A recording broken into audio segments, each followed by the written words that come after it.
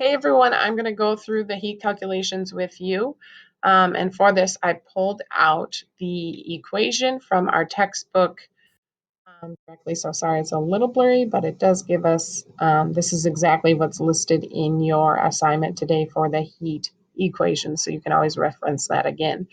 I suggest that you go to your reference folder and add these into your variables and units chart so that you have them listed. It'll make it a lot easier later on when you're trying to do your calculations. But our first one is recognizing heat energy, which is represented by the letter E, and that unit is going to be joules. Okay. Our next one is mass, which we are familiar with, the letter M, and the unit that we're going to see for that is kilograms. And then the new variable that we're looking at is C sub P, which is the variable specific heat. For specific heats, this is all just one variable, or yep, one variable here. You will be given a chart, or it will be listed in your question exactly what the specific heat of a substance is. And we should be able to recognize from our notes that the higher the specific heat for a substance, that means the more energy required to change its temperature by 1 degree Celsius. And so substances with high specific heats are going to be things that are like insulators, and substances with really low specific heats are going to be like metals. Okay. The unit for that is this whole combination over here, joules divided by kilograms times degrees Celsius. So you can put that into your reference folder. And then our very last variable is the change in temperature. And so sometimes you'll be given two temperatures, a starting one, which would be T1, and a final temperature, which would be T2. And then sometimes they are listed, which I have written below. Sometimes it's written as delta T or triangle T, which just means the total change in temperature. So sometimes you'll be given two temperatures, like a starting temperature of 10 degrees Celsius and a ending temperature of 50 degrees Celsius, or you could just simply calculate that out and figure out the overall change in temperature, which would be 50 minus 10, aka 40 degrees Celsius. And you would just plug that right in and multiply all three of your variables together to get the total amount of energy required to change that substance's temperature by that certain range. Okay, so if we are used to the triangle setup, you can do the exact same thing with these three variables at the bottom and heat energy at the top. Like if you were solving for mass, I'm going to try and write it out. This is weird to do on a computer.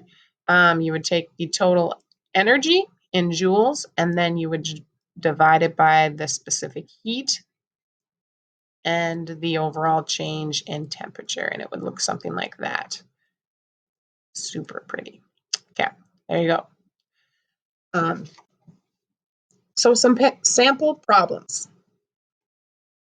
Classic. Nothing gets erased here. For our first problem here, we're going to go through and identify our three variables because we know our equation includes four, so we're always going to have three listed in our givens, and then we will work from there. Again, you're always going to be given a specific heat chart. You could solve for specific heat on its own, but most likely you're going to be seeing something like this.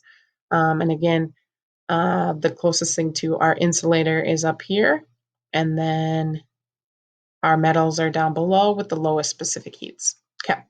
The first question, a 5 kilogram cube of steel is heated from 25 degrees Celsius to 75 degrees Celsius. How much energy was required to heat the steel? Sorry about that. You know what I meant. Fixed, right? So here's my guess method setup. My givens are the 5 kilogram cube, so that's my mass. I know that I have a change in temperature, from 25 to 75 degrees Celsius. So I'm going to include that in there. And then I also need to figure out my specific heat. And I know my substance is steel. So I'm going to go to my chart and identify that here is the specific heat, 500, and plug that in.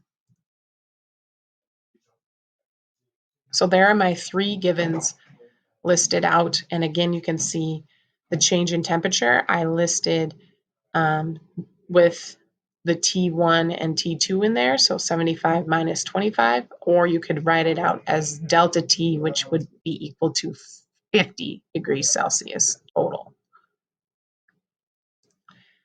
My unknown, again, I'm trying to figure out how much energy was required to heat that steel.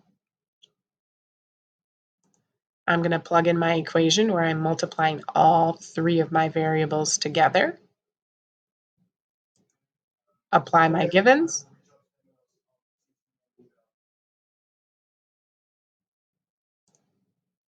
And my final answer would look like this.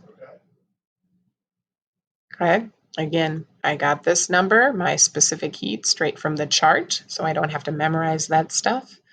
And then a delta T, or change in temperature, can be listed out as taking the final temperature minus the initial temperature, or you could do that in your head quickly and just have the overall change and just plug that in. Okay. Now, what if I was given a problem like this, where it asks, as the sun shines on a 2 kilogram concrete slab, the slab absorbs 3,400 joules of energy. What will be the increase in temperature as this occurs? Again, I know that I'm given 2 kilograms. We're talking about concrete, and we're talking about the amount of energy that's being absorbed over here. So those are my three givens that I'm identifying. Again, because it's concrete, I go to my chart, and the specific heat is 800 joules per kilogram times degrees Celsius. The question is asking, what will the increase in temperature be as this occurs? So my unknown is going to be the change in temperature. I'm going to solve for temperature over here. So if I'm solving for it, right, I'm taking energy on top and dividing by mass and specific heat, like I have listed down below. If I plug in my numbers, I can do 2 times 800 first, and then take that answer, which is 1,600, and divide that into my energy.